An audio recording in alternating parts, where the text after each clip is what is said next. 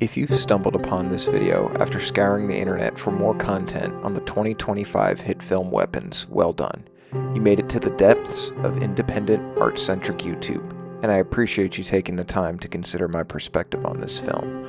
Through a format I am continuing to develop called Illustration Essays, please enjoy my artwork and analysis of Weapons. First and foremost, if for some reason you haven't already, go see it. Weapons at the movie theater was one of my favorite experiences of the year and the best cinematic experience I've had in a while.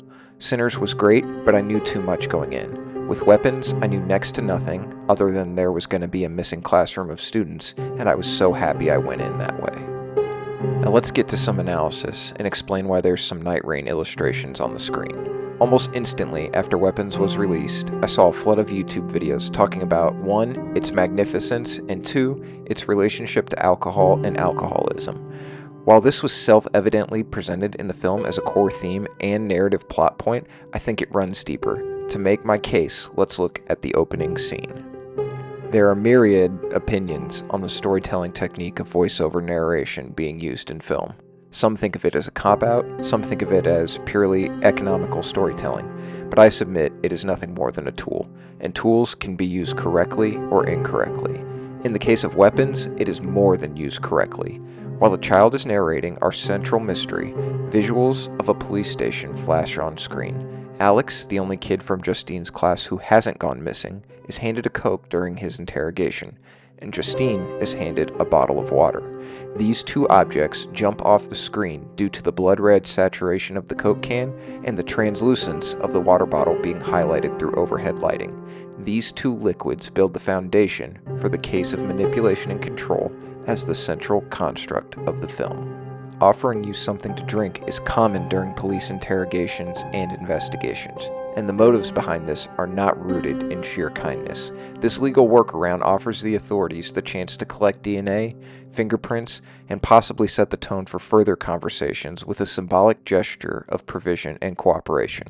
If you've seen Weapons, you surely see where this is headed. Through Coca-Cola, water, and alcohol, liquid consumption plays a noticeable role in the world of Weapons, but this is not the end of our mystery. More dominant than sugar, water, and alcohol is blood. Weapons is a bloody horror mystery, and this is no case of simple gore. When it is revealed that our central antagonist is a witch with proficient blood magic, it changes everything. Her physical manipulation of blood is an obvious plot driver, but it symbolically showcases a core theme of control and power. To this end, her evil escalations and calculations are only bested by her sheer desperation. And in what realm is blood manipulation also central to both plot and theme? Elden Ring. The Scarlet Rot is arguably the most powerful status a player can apply in Elden Ring, and if it's not Rot, it might be Bleed, and they're kind of connected. What's more, Rot is also the status that is again, arguably, most cumbersome to be infected with, and if we want to see the impact of being infected with Rot, we need look no further than the tragedy of one General Radahn. Scarsurge Radahn is heralded as one of the mightiest living demigods, having fought Malenia to a standstill during the Shattering. However, his resulting affliction with Scarlet Rot caused him to be driven to insanity, crippling him and reducing him to a state of feral rage. The legendary Elden Ring teaser trailer provides a stunning cinematic of this destructive clash. Not only was Radahn permanently scarred through the blood manipulation of Scarlet Rot, so was all of Caelid. Consider Malenia's description. Malenia, goddess of Rot, is the Empyrean twin sister of Miquella, and gained renown for her legendary battle against Scarsurge Radahn during the Shattering, in which she unleashed the power of the Scarlet Rot and reduced Caelid to ruins. Malenia, goddess of Rot, needs no introduction. She lives now and forever in the pantheon of video game bosses, and in time, so too shall Aunt Gladys live on in film. Coca-Cola, water, alcohol, Radahn, and Malenia are all tied to Weapons. Why these two illustrations? The final component I submit for your consideration is experience. Elden Ring Nightreign is a complicated game, not necessarily in structure, but by way of its cultural turbidity. The concept of a FromSoftware roguelike in the world of Elden Ring threw most fans for a loop. That being said, with the solo platinum completion under my belt, I still champion the quality Nightreign presents overall. Is the story or explanation on par with Base or Erdtree? Certainly not. But there is certainly a feeling to being a Nightfarer that is inherently enjoyable. While I tested each character round after round, I found certain elements and combinations to be particularly enjoyable. At first, I gravitated to Iron Eye. The new unlimited bow build seemed like such a novelty compared to the base game, but now, after countless hours, and yes, I know it keeps track of your game time, but that's between me and my PlayStation, I find myself gravitating to the Raider. Consider his description. A pirate who sailed the lands between from a nearby waterway. The opportunity to try his hand against the Night Lord proved too glorious of an opportunity to pass up.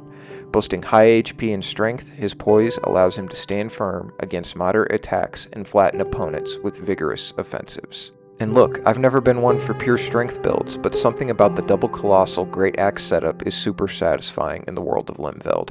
My strong preference is to find a rotten Great Axe. Any extra affinity that's also on it is just a bonus, and this is a surprisingly reliable drop in most runs. Don't sleep on the starter weapon either. With all the relics, it's definitely viable.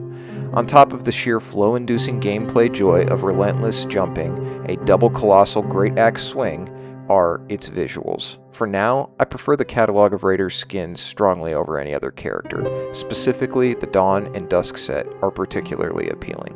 The gold and purple play nicely with the extreme saturation of a rotten Great Axe. With the visuals of our Dawn or Dusk Raider wielding the Scarlet Rotten Great Axe, there is also the Remembrance quest to consider. In his initial skin, the Raider wears the helmet of the Whitehorn and battles against treacherous foes in the tourney of the lands between. Though the legend twists and turns over 8 chapters, we ultimately realize our Raider was never the Whitehorn, but always the Black Claw. Consider the following journal entry. The final match was held, bringing the tourney of the lands between to its conclusion. The Raider gave the Whitehorn helmet back to its owner and was Black Claw once again. A gentle wind brushed against his cheek. He wondered how Weathervane may have recorded their battle in words. The pirates of the coastal waters love nothing more than a worthy rival. But these days, the Raider no longer hears the gentle murmur of the waves. For him, the sea churns no longer. I understand the impact of this reveal can be slightly underwhelming given the lack of context. That being said, though the gameplay does add an experiential element of mystery, the reveal isn't quite up to FromSoftware standards. It's fun and fits a storytelling shell of sorts, but lacks the depth and punch we would hope for in this universe. All this to say, endings can be challenging. Nightreign does not carry the depth of story we see in both base and Erdtree, but there are seeds there. This was always going to be an experimental game, and in that vein, I believe it was ultimately successful. But if we look at the ending of Weapons, this is another matter entirely. My central contention for the success of this ending, other than the pure artistry, is its bifurcated structure. If we view the ending through the lens of 2, we must obviously start with the imminent demise of Aunt Gladys. This absolutely bonkers, Looney Tunes suburban chase sequence will be revered and studied for years to come. Having her scarlet rot blood magic turned against her, the missing children dismantle Gladys in nearly every sense of the word. This alone surely would have been enough to satisfy any ticket holder, but there was a haunting epilogue that left me pondering several ideas long after the credits rolled.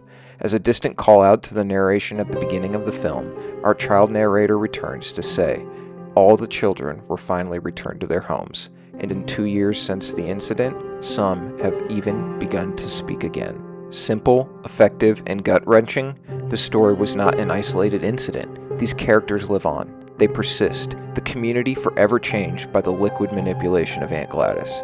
Her scarlet rot turned the community into the tragic General Radon, left feral in the broken and forever bloody land of Caelid. Weapons is about Coca-Cola, manipulation, and Elden Ring.